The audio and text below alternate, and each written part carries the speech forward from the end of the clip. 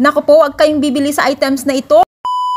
Mami, hindi ka talaga magsisisi dito pag ito ang binili mo. Sobrang mura na. Ito nga ang pinakamura na nakita ko na napaka the best pong gamitin. So ito pala yung open niya, oh, yung power and off niya po guys. Ito naman po yung pampa high heat and the low heat. So grabe guys, super legit po siya gamitin sa ating hair, no. Sobrang mura po niya mga mima ha. Kahit tawakan mo dito, hindi ka mapapaso. Dito lang sa loob yung mainit, kaya safe na safe po ito sa mga bata pag ito ay gagamitin natin sa mga junakis natin ng mga kababaihan. Ang ganda niya mga mi, kaya mami, mag-check out na dito sa ibaba o nandito lang po sa comment section or dito sa yellow basket. Kaya mami, ano pang inaantay mo? Check out na!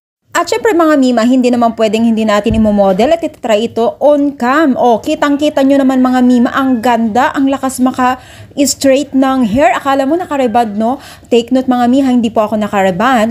Nagplansya lamang po ako dito sa gamit ko na itong plansya. Super legit talaga mga mima.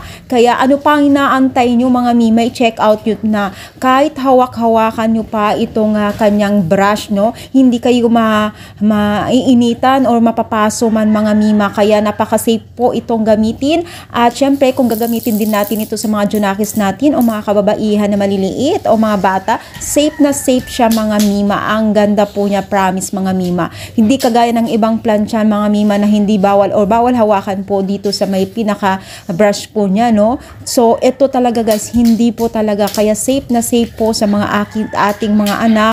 Kaya check out na mga mima.